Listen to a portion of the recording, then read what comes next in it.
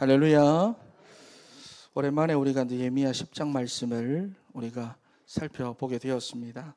자, 느헤미야 9장 말씀까지 느헤미야와 에스라를 비롯해서 그 두 사람이 지도를 했지요. 하나님의 말씀 앞에서 이스라엘 백성들이 찔림과 부딪힘을 받고 회개하는 그런 장면들이 나옵니다. 그런데 오늘 본문 말씀을 보면은 느헤미야 8장 말씀을 보면은 처음 이스라엘 백성들이 하나님의 말씀 앞에 찔림을 받고 부딪힘을 받으면서 눈물을 흘리고 또 회개를 하고 그렇게 했는데 그 입술의 회개와 그 감정의 회개에만 그치지 않도록 느헤미야가 거기서 울지 말라고 말하지요. 그리고 오늘 느헤미야를 필두로 해서 어떤 일을 하느냐? 규례를 정합니다. 그래서 눈물의 회개, 감정의 회개에만 그치는 것이 아니라 행위의 회개로 나아갈 수 있도록, 죄에서 실제로 돌이켜 나갈 수 있도록 그러한 장면이 오늘 느헤미야 10장에 나타납니다. 그래서 오늘 말씀의 제목이 우리가 우리 하나님의 전을 버려두지 아니하리라 인데, 하나님의 전이라고 하는 곳은 하나님의 임재가 있는 곳입니다. 그래서 하나님의 전을 버려둔다라고 하는 것은 하나님을 떠난다라는 말입니다. 여러분, 그런데 이스라엘은 하나님을 버려둔 적이 없지요. 성전도 건축하고 또 성벽도 건축하고 예배도 드리고. 그런데 왜 이런 말을 하는 걸까? 우리가 지금부터 한번 살펴보도록 할 건데요. 첫 번째로 우리가 오늘 읽지는 않았지만 1절에서부터 27절까지 말씀을 보면은 인봉한 사람들의 명단이 나옵니다. 자, 1절 말씀을 보니까 그 인봉한 자는 그랬어요. 여러분이 인봉하다라고 하는 말은 어떤 말이냐? 도장을 찍었다라는 말입니다. 사인을 했다, 그런 말입니다. 여러분, 그런데 우리가 도장 같은 것을 어디 가서 함부로 막 찍습니까? 아니지요. 예전에는 사인 잘못하고 도장을 잘못 찍어가지고 폐가 망신한 사람들이 많았잖아요. 그래서 이거는 함부로 찍는 것이 아닌데 오늘 본문에 보니까 도장을 찍었다. 무슨 말이냐? 실천하겠습니다. 결단하겠습니다. 헌신하겠습니다. 그 말이에요.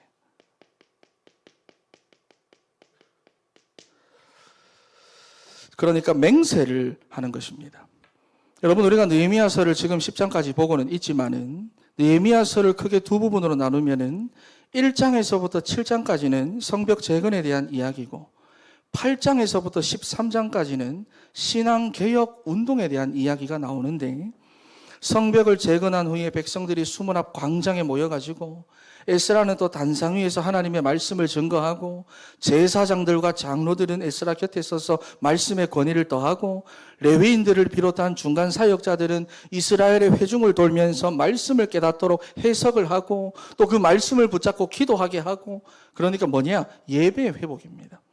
그리고 백성들이 말씀 앞에 바로 서니까 그 말씀 앞에 찔림을 받고 부딪히는 것이 있으니까 회개의 역사가 일어나는 겁니다. 여러분, 그리고 하나님의 말씀을 통해서 잃어버린 절기가 회복이 되지요. 예배가 회복되고 나고 말씀이 회복되고 나니까 복음이 회복이 되는 것입니다. 그리고 계속해서 말씀에 집중하고 복음에 집중하는 중에 오늘 말씀을 보니까 결단이 나오고 헌신이 나오고 맹세가 나오고 실천하겠습니다, 이게 나오는 거예요. 여러분, 그것이 9장 마지막 절 말씀을 보시면은 우리가 이 모든 일로 말미암아 이제 견고한 언약을 세워 기록하고 우리의 방백들과 레위 사람들과 제사장들이 다 인봉하나이다, 이렇게 나오지요. 여러분, 정확하게 그런데 여기에서 무슨 언약을 어떻게 세워서 기록을 했는지에 대한 구체적인 내용은 나오지는 않았습니다. 9장까지. 그러나 9장의 그 전체적인 흐름을 봤을 때 하나님은 이렇게 우리 조상들의 죄를 용서하시고 긍휼을 베풀어 주시고 노하기를 더디 하셔가지고 은혜를 베푸신 것이 말씀을 통해 발견되어졌사오니 우리는 이제는 이 조상들처럼 살지 않겠습니다. 교만하지 않겠습니다. 목이 곧은 백성이 되지 않겠습니다. 말씀에 다시는 불순종하지 않겠습니다. 이런 내용이에요. 그게 오늘 10장에 보면은 구체적인 내용으로 나타납니다. 먼저 1절에서부터 27절 말씀, 언약에 인봉한 자들의 명단이 나오는데요. 여기서 봐야 될 것이, 여러분, 하나님의 말씀인 성경을 얼마나 많이 읽고 얼마나 많이 연구를 하고 얼마나 많이 성경에 대해서 알고 있느냐 하는 것이 신앙이 아니라고 하는 것입니다. 신앙이 아니에요. 여러분, 우리는 소위 구원파적인 그런 신앙을 가지고 있어가지고 내가 알고 있는 것이 믿음인 줄 알고 실력인 줄 아는데 착각입니다. 여러분, 우리가 알고 있고 배운 것이 결단으로 가고 순종으로 가고 헌신으로 가야 그것을 신앙이라고 말하고 믿음이라고 말하는 것입니다. 여러분, 그런데 오늘 본문에 보니까 서명을 했다, 도장을 찍었다, 인봉을 했다. 무슨 말이냐? 헌신과 결단으로 갔다는 말입니다. 여러분, 그래서 우리도 하나님의 말씀을 읽고 듣고 배우는 것에만 머물러 있으면 안 되고요. 결단과 순종과 헌신하는 그 자리까지 가야 하는 것입니다. 그래서 하나님께 기억이 되고 후대한테는 기념이 되고, 그래서 오늘 느헤미야와 에스라와 같이 여러 인봉한 사람들과 같이 존귀한 자로 다 세워지는 우리 사랑하는 진천의 성도 다 되시기를 바랍니다. 할렐루야. 여러분, 그런데 이 명단의 특징 중에 하나가 주로 뭐냐면은 가문의 명단이 나옵니다.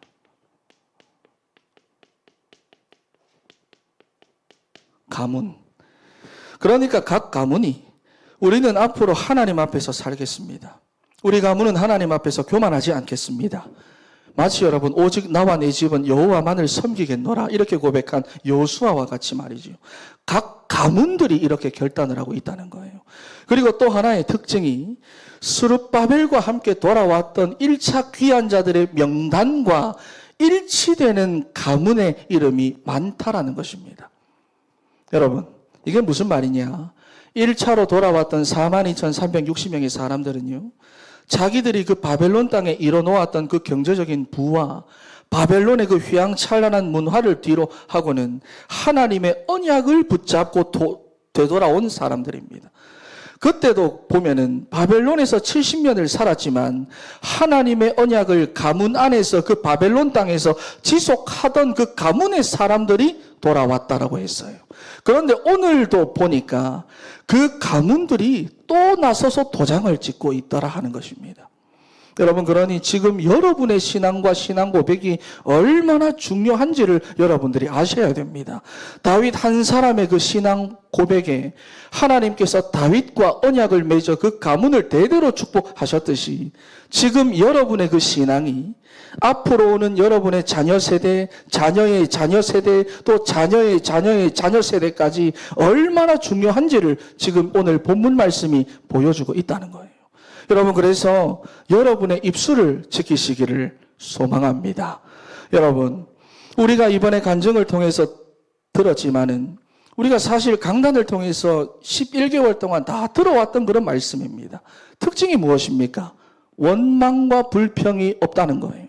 인생의 여러 가지 문제와 결핍들을 들여다본 게 아니라 성삼위 하나님의 절대적인 축복에 집중하고 구원의 하나님을 바라본 것입니다.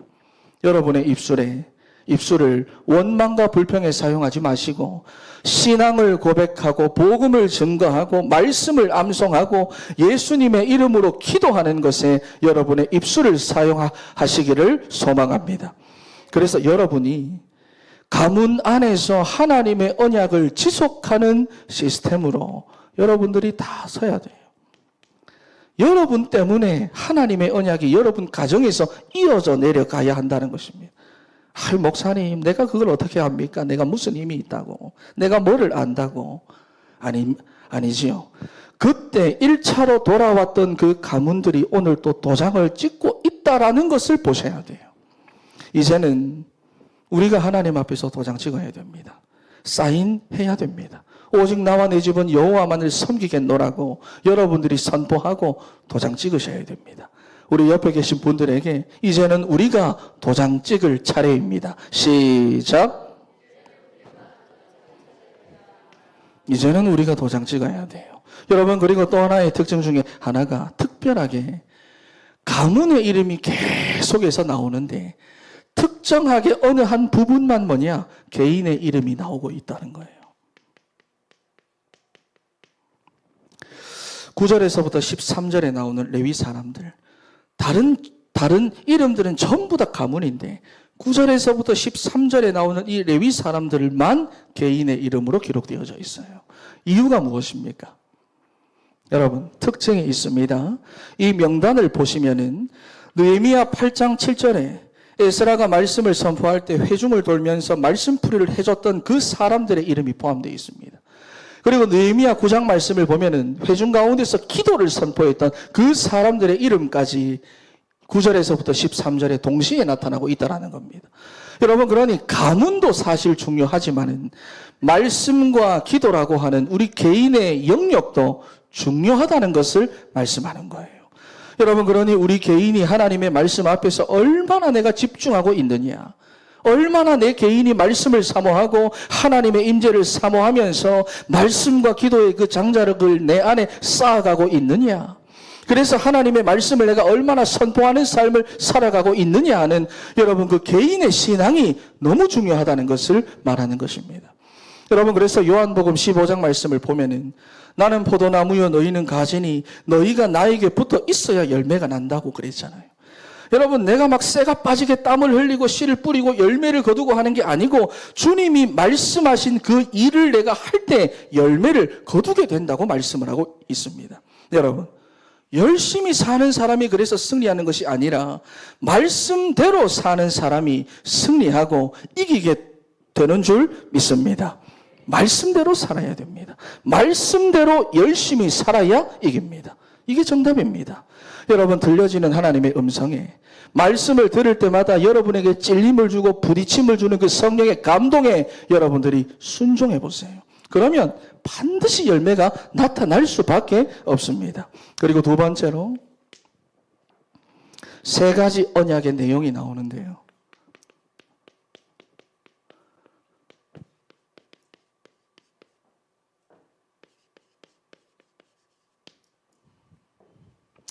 (28절과) 아까 우리 읽었던 (38절까지) 말씀입니다. 여러분, 먼저 우리 28절 말씀을 우리 다시 한번 읽어보도록 하겠습니다. 28절 시작. 그 남은 백성과 제사장들과 레위 사람들과 문지기들과 노래하는 자들과 느디님 사람들과 및 이방 사람과 절교하고 하나님의 율법을 준행하는 모든 자와 그들의 아내와 그들의 자녀들 곧 지식과 총명이 있는 자들은 아멘. 자, 여러분, 이 구절은 잘 읽어야 됩니다. 이걸 잘못 읽으면은 27절까지 나오는 그 인봉한 사람들이 지금 여기 나오는 인봉하지 않은 남은 백성과 제사장들과 레위 사람들과 문지기들과 노래하는 자들과 느디님 사람들과 이방 사람들 모두와 절교했다, 이렇게 읽히고 이해를 하기도 하는데 아닙니다. 그렇게 읽는 게 아니에요. 여기 밋이라고 번역이 된 말은 히브리 문법을 어려운 말은 건너뛰고요, 잘못 조금 번역을 한 건데 등위 접속사로 번역을 한 건데 이거를 히브리 문법대로 그대로 직역을 하면은 즉이라는 말이에요. 밋이 아니고. 자, 여러분, 그러니까 앞에서 기록된 사람들이 어떤 사람들인지를 설명하는 말입니다. 그러면 어떻게 해석을 할 수가 있느냐?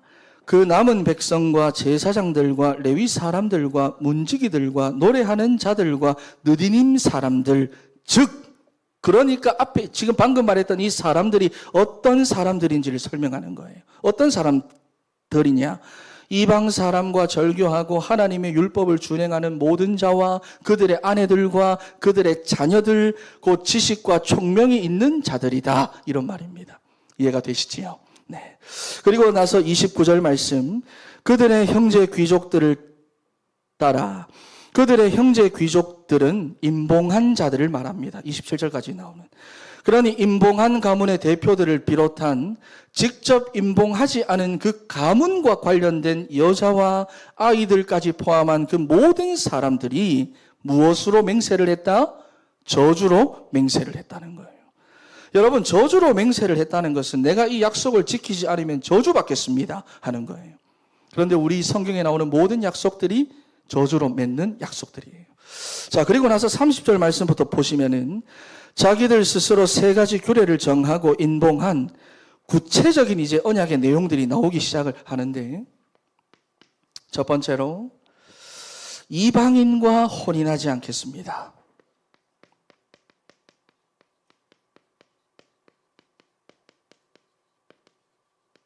이방인과의 통혼 문제지요. 우리 아들, 딸들을 불신 결혼시키지 않겠습니다 하는 것입니다. 여러분 30절 말씀 한번 읽어보겠습니다. 시작. 우리의 딸들은 이 땅 백성에게 주지 아니하고 우리의 아들들을 위하여 그들의 딸들을 데려오지 아니하며. 아멘. 여러분 예전에도 사실 이게 나왔지요. 여러분 이게 혼합에 대한 이야기입니다. 결국은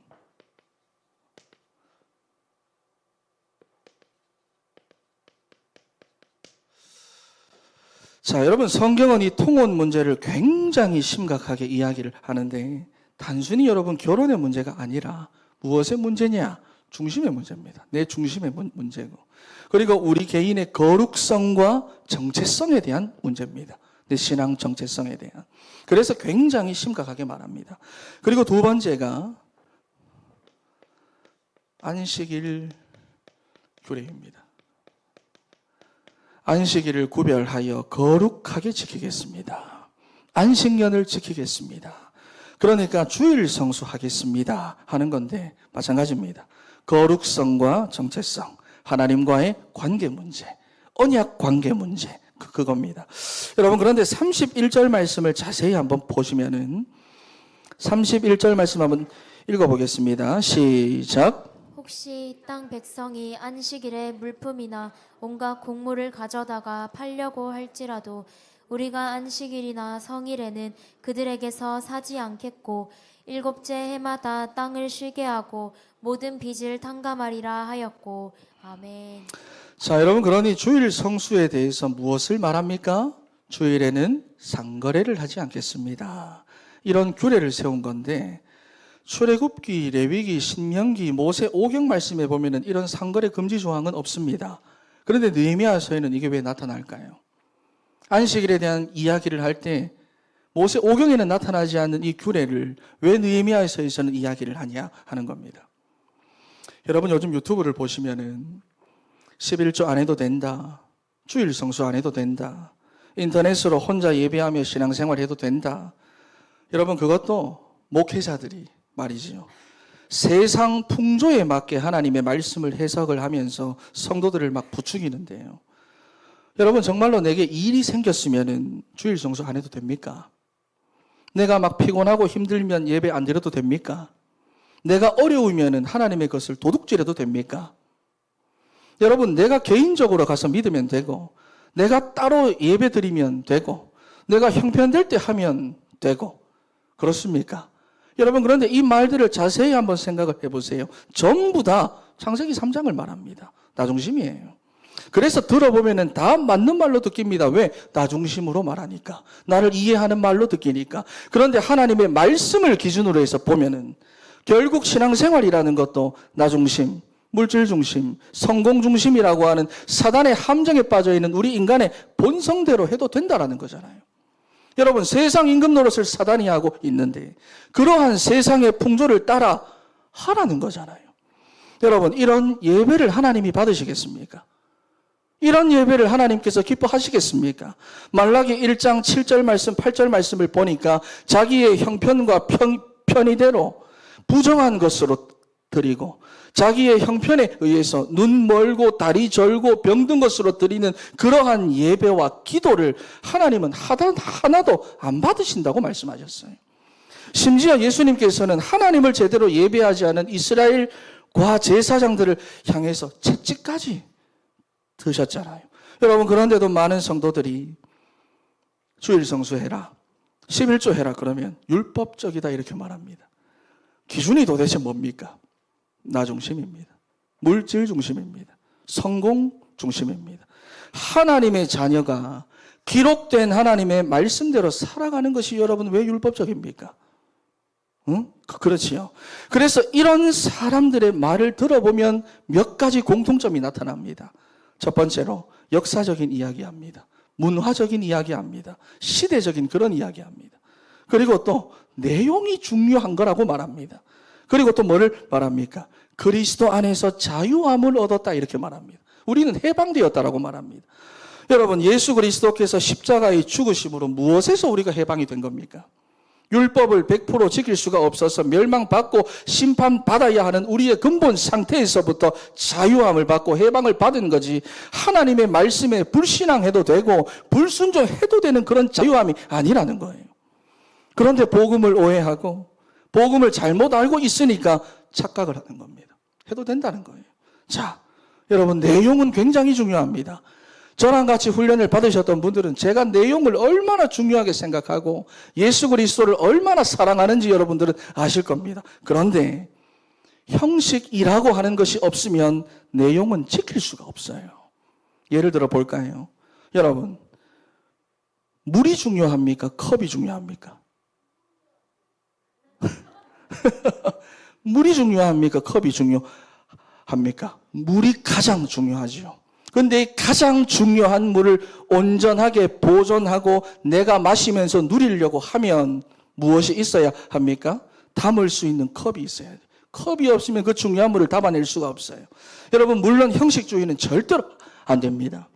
예수님께서 유대인들을 책망하실 때도 예수 그리스도라고 하는 그 내용은 없고 형식과 껍데기만 붙잡고 신앙생활을 하니까 그들을 막 책망하고 새 포도주는 새 부대에 담아야 된다, 그렇게 지적을 한 것이지 기본적인 형식은 있어야 된다, 그 말입니다. 여러분, 안식일도 마찬가지지요. 복음 없이 날만 강조하는 그런 형식주의는 절대로 안 됩니다. 여러분, 우리가 8.15 무슨 날입니까?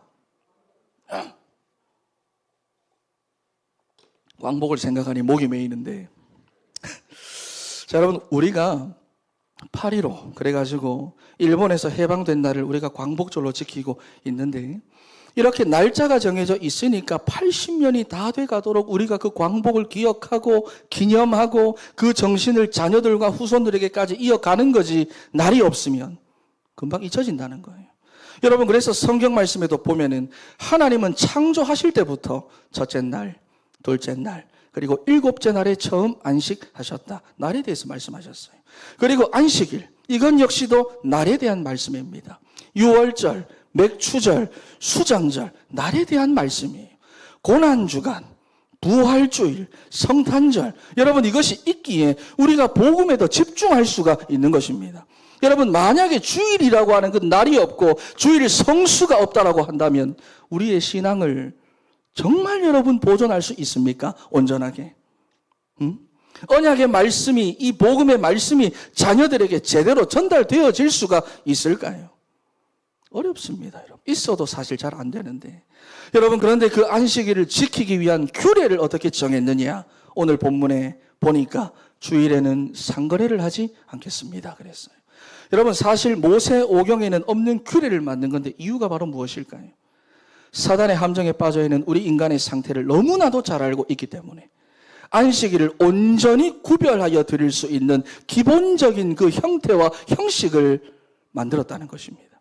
여러분, 이것을 역사적으로 보면은 돌아온 자들이 성벽과 성전을 건축했지만 안정적인 경제 생활을 하지 못했습니다. 그러니 이방인들과의 교역과 상거래를 통해서 모든 경제 활동과 삶에 부족한 모든 부분을 채워나갔어요. 그런데 당시에는 고대 근동 어디에도 여러분 안식일에 대한 그런 개념이 없으니까 이방 사람들이 막 안식일에도 찾아와가지고는 막 마트 문 열고 물건 사고 팔고 하니까 사람들이 먹고 살기 위해서 거기에 익숙해져 있었다라는 것입니다. 그래서 상거래를 하지 않겠습니다. 안식일에는 일을 하지 않겠습니다. 여러분, 이 말은 천지 만물의 주권이 하나님께 있고 내 인생의 주권도 하나님께 있다는 신앙 고백을 하는 것이고요.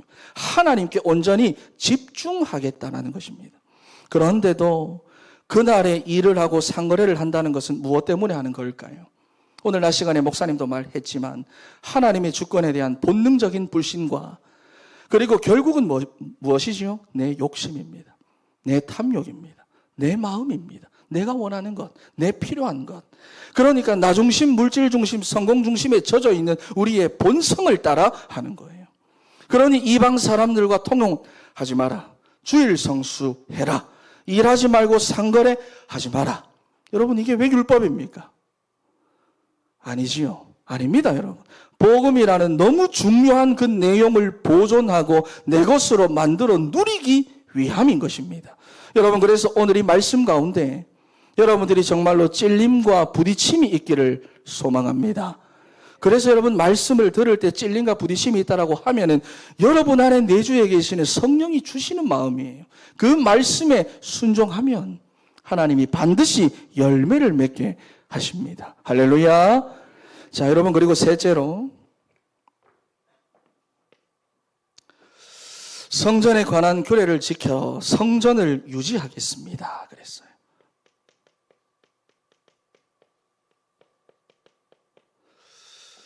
성전에서 드리는 제사를 유지하도록 하겠습니다. 그 말인데요.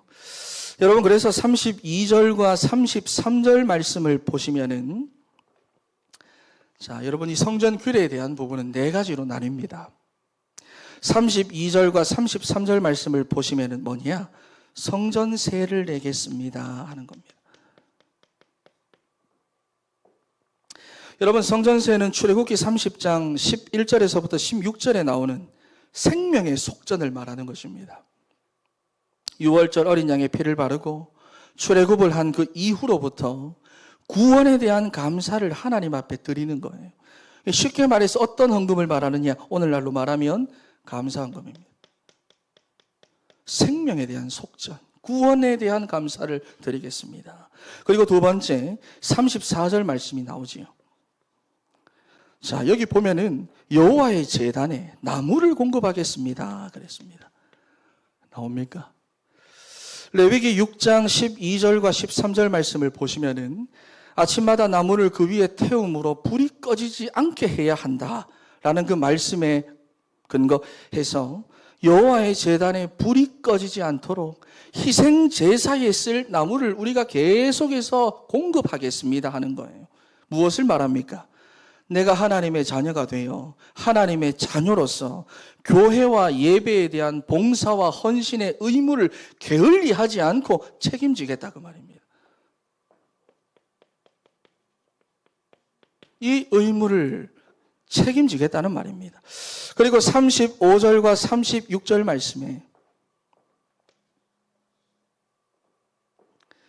토지소산의 만물과 각종 과목의 첫 열매를 드리고 우리의 맏아들과 가축의 처음 난 것과 소와 양의 처음 난 것을 드렸다 그랬죠. 처음 것입니다.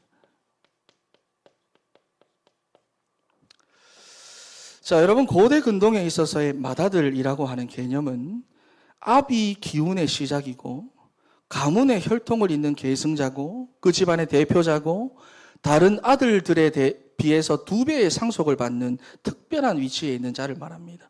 그래서 처음 난 것은 뭐를 말하느냐? 모든 것입니다. 모든 것을 말합니다.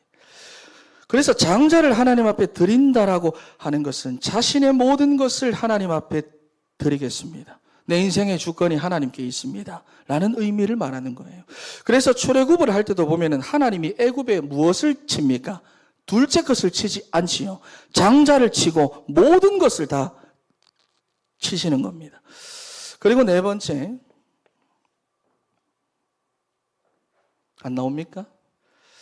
네 번째 37절과 38절 말씀인데 뭐냐?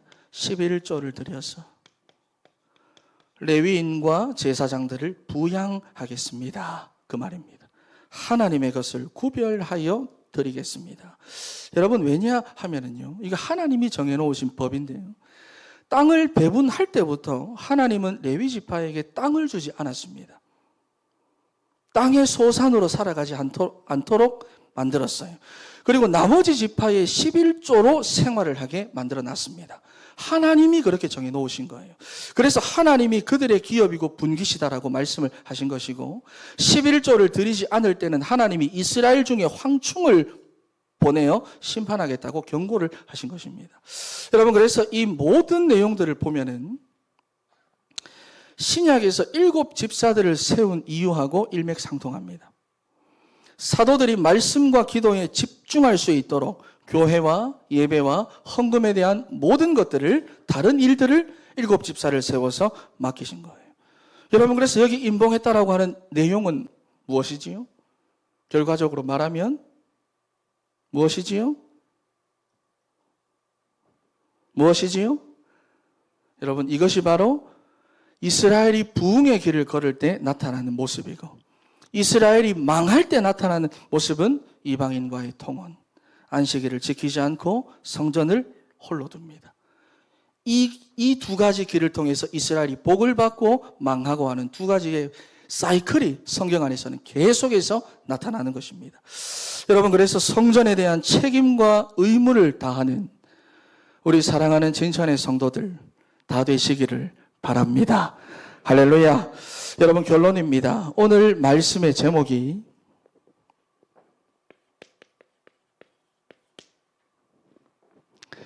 우리가 우리 하나님의 전을 버려두지 아니하리라. 이게 느헤미야 10장의 핵심인데요. 하나님의 전은 아까 전에 하나님의 임재가 있는 곳이기 때문에 하나님의 전을 버려둔다는 것은 하나님을 떠난다라는 것이라고 했습니다. 나는 신앙생활도 하고 예배도 드리고 그게 하는데 그게 어떻게 하나님의 전을 버려두는 겁니까? 우리의 신앙생활이 혼합이 되고 세상의 것과 우리의 신앙생활이 안식일을 거룩하게 구별하지 않고 우리의 신앙생활이 성전과 주의 종에 대한 예배에 대한 의무와 책임을 다하지 않으면 하나님을 홀로 두게 되는 것입니다. 버려두게 되는 것입니다. 여러분, 그래서 느헤미야 10장 말씀을 통해서 우리가 중요한 메시지를 붙잡아야 하는데, 오늘 임봉한 이 내용들을 보면은 결국은 나 자신에 대해서, 주일 성수에 대해서, 교회와 주의 종에 대해서, 믿음 생활에 있어 가장 중요한 세 가지 부분에 대해서 규례를 정하고 도장을 찍었다는 거예요. 근데 여기 보면 몇 가지의 특징이 있습니다. 첫 번째로, 여러분, 자기 형편 따라, 기분 따라, 수준 따라, 능력 따라 규례를 정한 것이 아니라, 여기 내용 보면은 38절부터 30절부터 내용을 쭉 보시면은 반복되는 중요한 말이 나옵니다. 뭐냐면은 율법에 기록된 대로 그랬어요.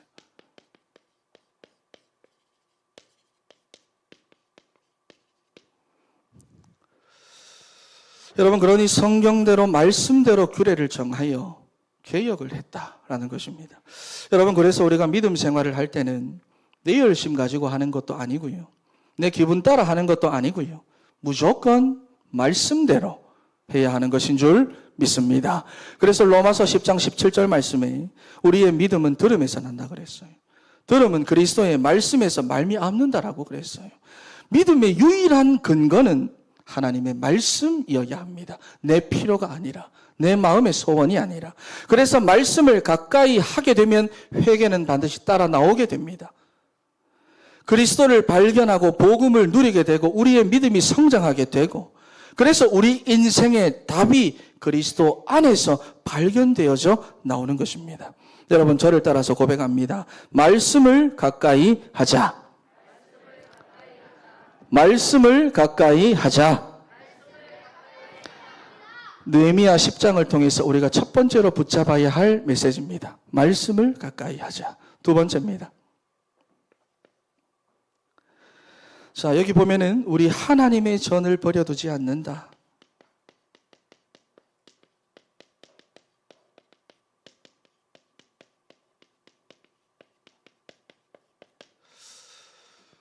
자, 여러분, 이렇게 규례를 정하고 인봉하여 저주로 맹세까지 한 목적이 바로 39절에 나옵니다.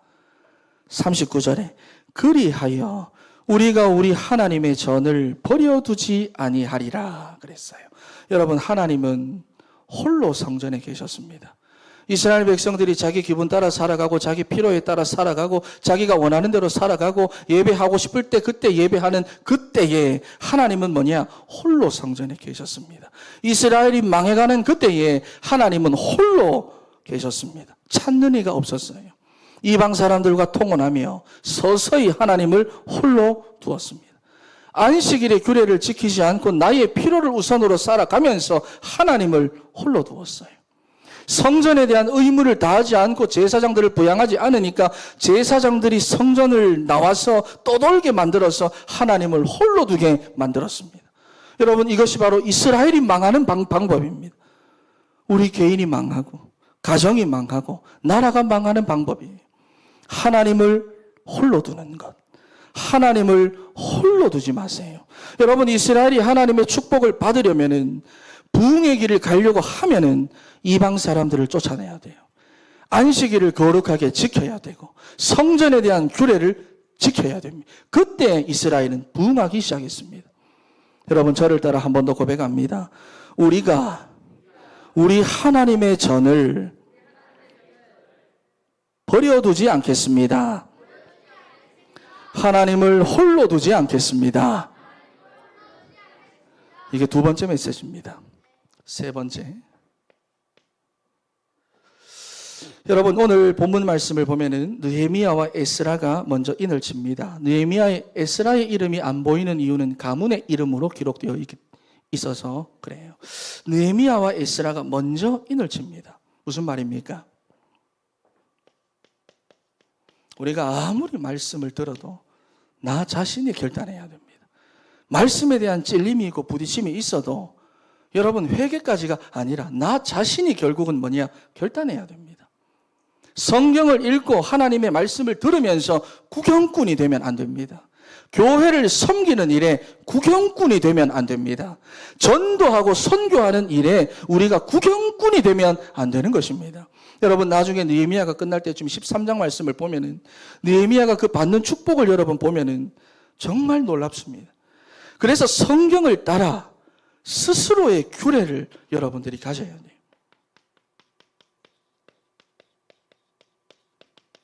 말씀을 따라, 말씀을 보고 우리가 붙잡아야 됩니다. 뭐냐? 나는 2025년도 100% 주일 성수하겠습니다. 나는 하나님의 절대 주권을 믿고 나는 헌금 생활 조금 더 바르게 하겠습니다. 이런 신앙의 결단, 그리고 뭐냐? 인을 치는 거예요. 결단을 하는 거예요. 여러분, 그러면 여러분의 삶은 회복될 수밖에 없는 것입니다. 이 세 가지 메시지, 느헤미야 10장을 통해서 여러분들이 붙잡아야 됩니다. 여러분, 마지막으로 한 번 더 저를 따라 고백을 하도록 하겠습니다. 하나님을 홀로 두지 않겠습니다. 할렐루야.